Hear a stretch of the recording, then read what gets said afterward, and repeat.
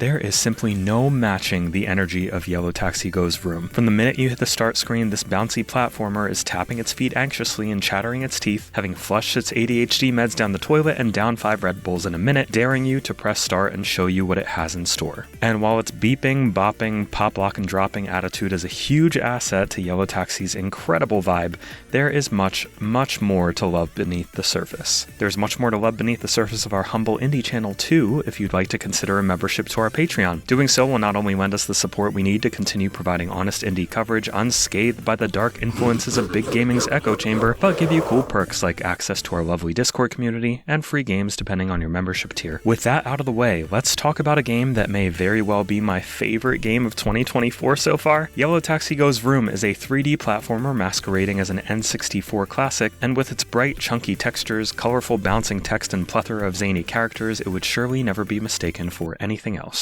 Thankfully though, developer Panic Arcade was far from content merely copying its inspirations, opting instead to transform this title into something all their own with a unique control scheme and an interesting mix of nostalgic flavors feeling something like Banjo-Kazooie meets Crazy Taxi? I know that sounds a little wild, and you're not wrong, but stay with me here. Let's start with the control scheme, because this is going to be a make it or break it aspect of the game for some. Yellow Taxi is a platformer without an actual jump button, but one that will require you to traverse huge gaps and reach high platforms anyway. While one could argue that the lack of a basic platforming staple just makes seemingly simple challenges more convoluted than they need to be, Yellow Taxi spits in the face of that logic by making basic traversal satisfying and rewarding. Counterintuitively, what's especially rewarding in Yellow Taxi Goes Vroom is that aside from a couple of power-ups strategically littered throughout the game, your moveset never actually changes at any point. Your little wind-up taxi can accelerate, reverse, do a quick dash forward, and interrupt that quick dash forward if need be. That's it at first, but before long, nuances start to emerge. Combinations of these moves allow you to backflip, take on tight corners with surprising precision, or most commonly, dash off ramps at just the right angle to shoot yourself high into the sky. I don't want to ruin some of the other moves that pop up, but the fact that they're available to you the whole game and only become apparent as you get a feel for it makes it feel like the game's progression system is your own skill at it and nothing else. Indeed, in the first hour or so of Yellow Taxi, I was having a good time but struggled with the controls a bit. I couldn't figure out how to make the dash work the way I wanted, and my little taxi drove around so quickly it felt hard to anticipate obstacles as quickly as they appeared. But by the time I saw the credits roll, I felt like I had near mastered the control of this silly little vehicle, and challenges that would have me scratching my head in the first couple hours felt like child's play later on.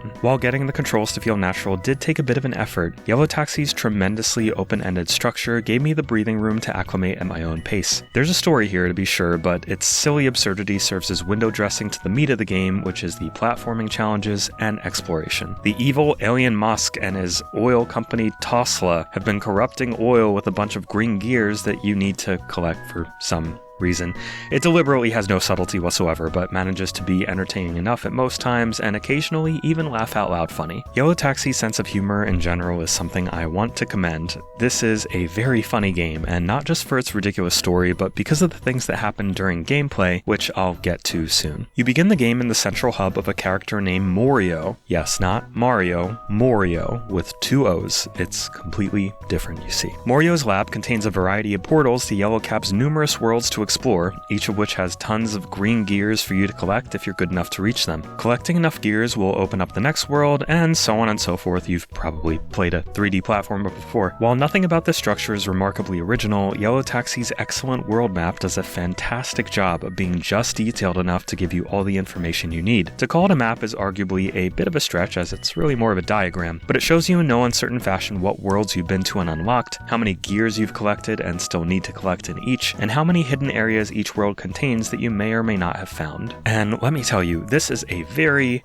valuable feature, because if there is one thing Yellow Taxi Goes Vroom loves to do, it's hide huge intricate levels full of gears and secrets in the most inconspicuous of places. This game absolutely nails exploration by having an absurd number of secrets, but giving you plenty of agency and information to pursue them. At one point in my playthrough, I was slightly struggling to get the number of gears needed to open up the next world. I was about 5 gears short and had explored most levels enough to feel like there wasn't any super obvious path forward beyond looking a little closer. Then I discovered in one level there was a little house, shaped like a dog turd, and there was a colorful arrow pointing into that house, clearly encouraging me to go inside. Upon doing so, I discovered an entire mini dog world, one full of doggy taxi passengers and piles of poop everywhere I had to navigate around lest they slow me down. It was ridiculous as hell, but kind of amazing, and gave me the opportunity to find 9 more gears that I hadn't even known existed. So the exploration element is key to Yellow Taxi Goes Vroom, but I realized I only sort of alluded to the taxi bits without really explaining them. Some of the worlds in the game run on a timer, but one that can be added to by, well, essentially playing Crazy Taxi. These levels will be littered with passengers spouting absurd nonsense and looking to go absurd places, and when you stop to pick them up, they'll wind up your little toy taxi car and add to your overall timer. Driving pedestrians around not only delivers the gift of the game's zaniest dialogue, but helps take you to places most ripe for exploration and add some color to each level's ridiculous lore. My personal favorite was a level themed completely after pizza, where some of your passengers are anthropomorphic pizza slices asking to be ferried over to the nearest pizzeria where they were told they could get a job. Drop them off, and maybe your next pickup will be a pizza delivery guy who constantly wonders out loud why his pizza boxes won't stop screaming. Yellow Taxi's silliness is not afraid to go dark, and it's all the better for it, especially with how many old ladies on walkers it has crossing the street just as you happen to turn a corner. I will say though, as fun as it is to ferry passengers around the game world, the actual timer involved doesn't have a whole lot of purpose. If you dare to let it run out, it'll start counting down slower and slower, clearly not wanting you to reach 0 and giving you every opportunity not to, before telling you time is up and essentially respawning you in the level with nothing of value lost but a few collected coins. It doesn't do the game much good, but certainly doesn't do it much harm either, so is, for better or worse, just kinda there. Far more can be said of the game's presentation though, which to me is pretty fantastic. Not only is there a ton of content in Yellow Taxi Goes Vroom, but most of its worlds are really visually diverse and add a huge range of colors, characters, and themes that never get the slightest bit old. Sure, these are not state-of-the-art graphics, and they're not at all intended to be. This is a retro-themed game after all, but my lord, did a lot of work and passion clearly go into every aspect of its visual design. The game could easily threaten to be visually overwhelming for some though, with tons of bright, flashing colors that even made my eyes a bit sore playing on the Steam Deck at times, on which, by the way, it runs fantastically as long as you run it through Valve's Proton compatibility tool, as I couldn't get the pre-release version to launch natively. Thankfully though, the developers have included some smart visual accessibility options, including a dyslexia-friendly font, colorblind mode, night filter, and ability to reduce flashes. So even those who might be turned off by the hyperactive visual style can reduce some of those effects for greater comfort. I've got to mention the music too. It is phenomenal. The soundtrack is firing on all cylinders most of the time and will lodge itself into your brain before long,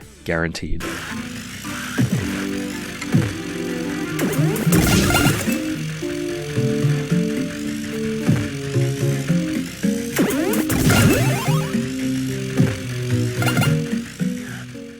Sound effects strike an appropriate mix of retro-themed goodness and silly absurdities, like the sounds people make when you accidentally hit them with your taxi instead of pick them up, sending them flying down the street.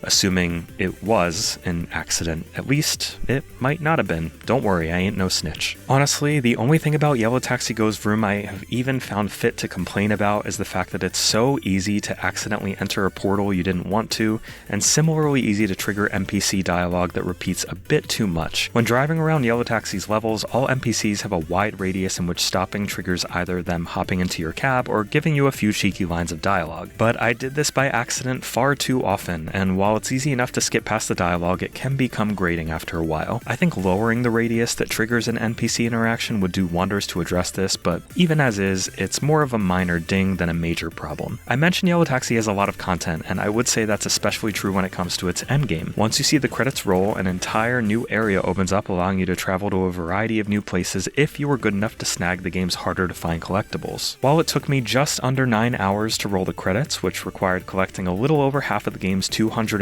gears, the amount of additional content will surely last you well beyond that if you so choose. I was incredibly happy with both the quality and quantity of Yellow Taxi's content, and so will emphasize, in conclusion, that if you're any level of 3D platformer fan, this game is utterly essential. Its energy is invigorating, its platforming is tight and thoughtfully designed, and the entire thing oozes of passion from the get-go down to the final boss and endgame. I can't stress just how much it lived in my head rent-free any moment I wasn't playing it, and despite having other games to review and clear out of my backlog, it's inevitable that I'll be back to collect more gears and explore more of its unlockable worlds. Yellow Taxi Goes Vroom is not only one of the easiest golden genies I've ever given, but quite possibly my favorite game of the year so far. Don't miss out on this one.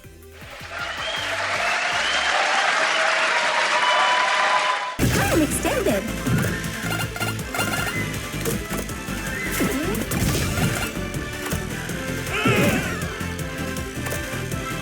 Time extended.